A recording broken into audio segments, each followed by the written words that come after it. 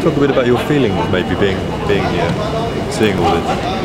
Yeah, I was very emotional. To me, it's reliving the life back again, 25 years ago, and also feel the burden that the long struggle we started 25 years ago. We didn't finish it, so the young people have to face it again. I was. I really just feel when they, for example, they have to express that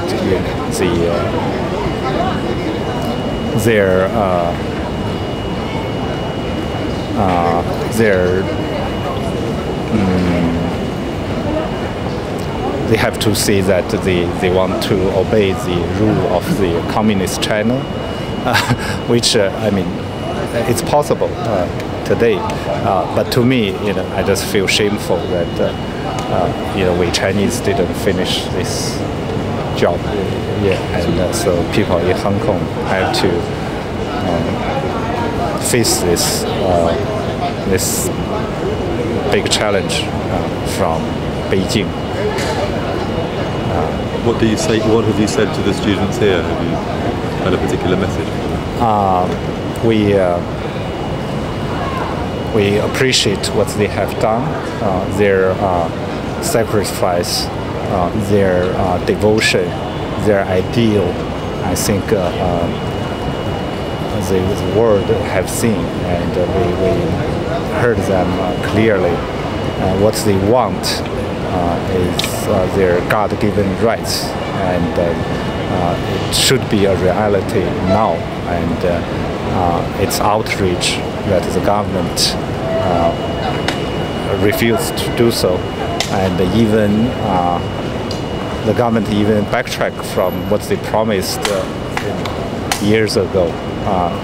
It's getting worse and worse. It's their tough stance that's making today's protesters go on street.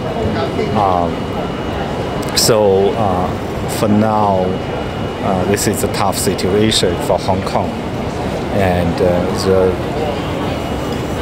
the government should be responsible for this, and they should act to answer the people's call. If not, I think so far they refuse to talk, and their only excuse that this is Beijing's decision. So the natural next step for the protesters is to go to Beijing, and so that's what I said. I agree with this. I think it's a good idea. They go to Beijing to make sure that they cannot pretend that they're not here.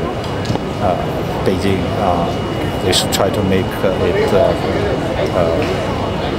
clear. There's a leverage here in that Beijing is paranoid about its own stability, and the fact that even people considering going to Beijing is enough pressure for them. So if they do not answer, maybe students can just keep going. But of course, there's a serious risk there. They are not Hong Kong police, which here we can hold them accountable. If you go to Beijing, what kind of risk we never know. But from my discussions with the students here, they seem to be ready. I mean, it's true that even before they started the Occupy movement, they are willing to go to prison for this. So the question is whether you want to go prison. You risk going to prison in Beijing. They have to make their own decision. It's a possibility now. But in terms of general direction, going to Beijing, it's a good direction. Even though it's such a difficult time in Beijing, what are your thoughts on the situation in mainland China at the moment? Right, that's where That's why Beijing should care. Now, they should not enrich the people of Hong Kong to such a degree that they have to go to Beijing to appeal. But I mean, in general, the situation in mainland China with some of your friends living in prison. Yes, almost 100 people were arrested in last a little more than a month, and some of them had not even seen their lawyer or family in last more than 30 days. This is a blatant violation of human rights, and they should release them immediately.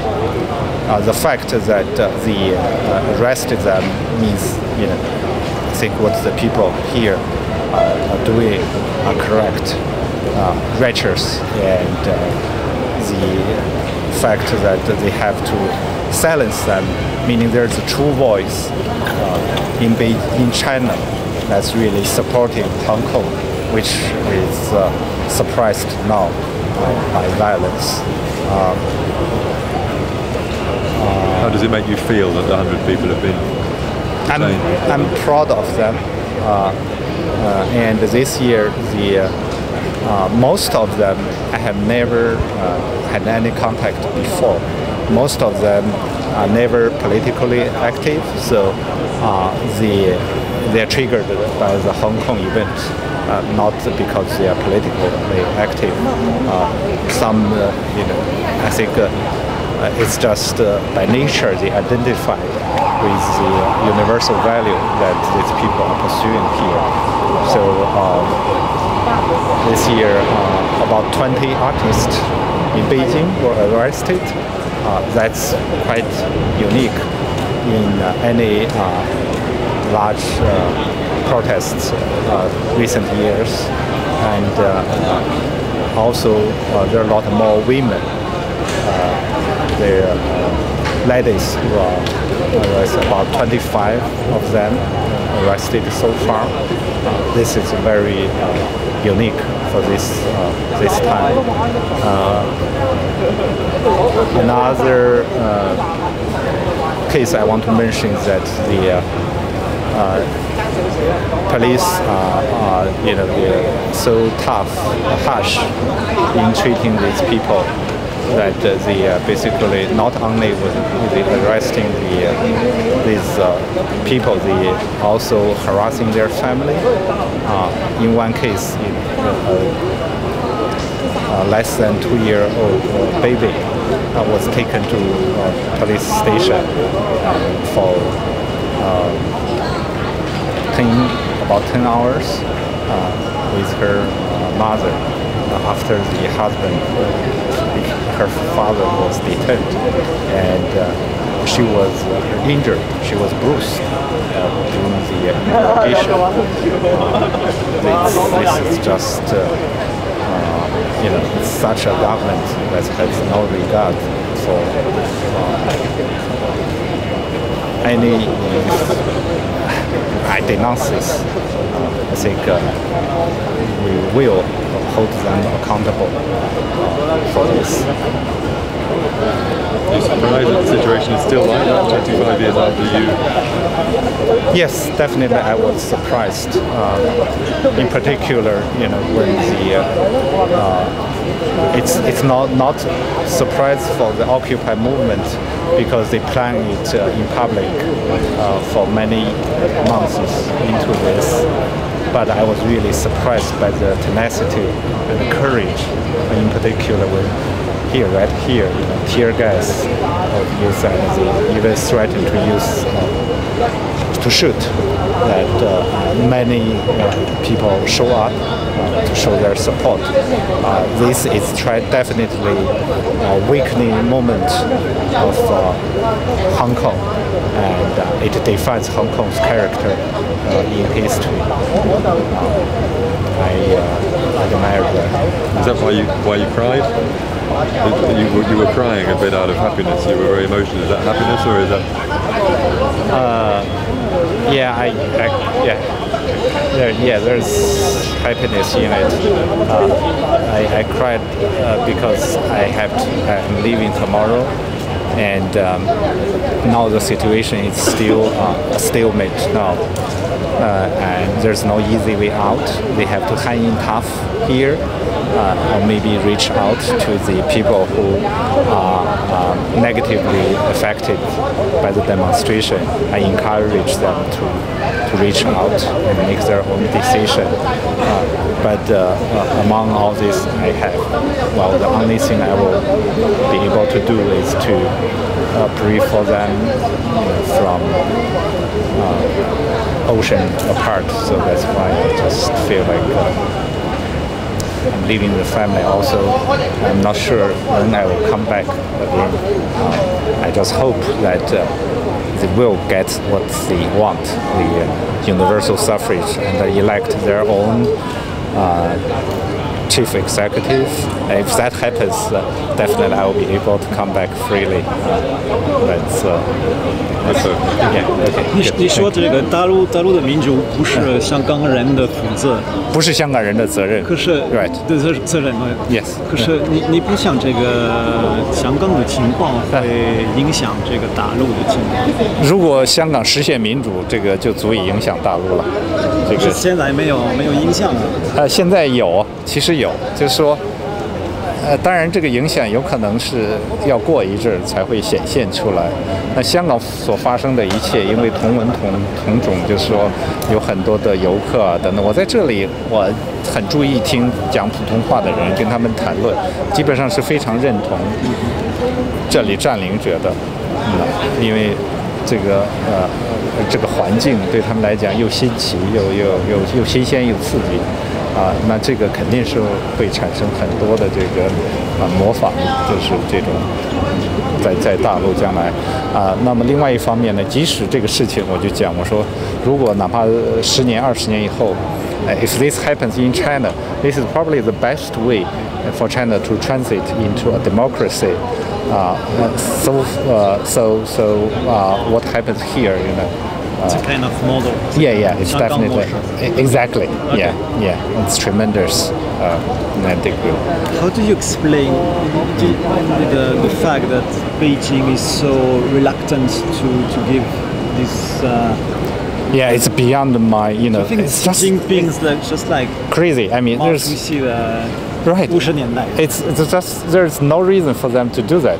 It's just unbelievably stubborn and just disconnected from the reality, which it's definitely. I feel sad for Hong Kong that they have to face this, but on the other hand, this worst situation. In the worst situation, the best quality of people arise. So that's probably what we have seen. But do you think we can say that it's a very 重要, very important moment for China? Oh, definitely, yeah. I mean, for the Chinese people, not only the Chinese, the Dalu, yes, also for Taiwan and Shanghai. Of course, yeah. Chinese. Talk about Taiwan. They are watching this closely, and the leader of Taiwan. This time he spoke very forcefully about the importance of having democracy in Hong Kong because that's the real challenge that Taiwan is facing now. And this is the support that Hong Kong can get in this war in this battle of ideas. Because if this ends badly, Taiwan, there is no chance for Taiwan to be close to China, to Communist China. So this is very important for Taiwan.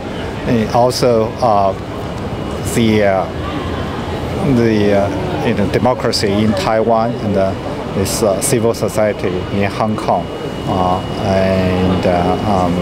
these are very important for Chinese to know, to learn, and it definitely has shown that Chinese people they can live better in a modern society and govern well in a democracy. Thanks. OK， 谢谢。啊，你好，希望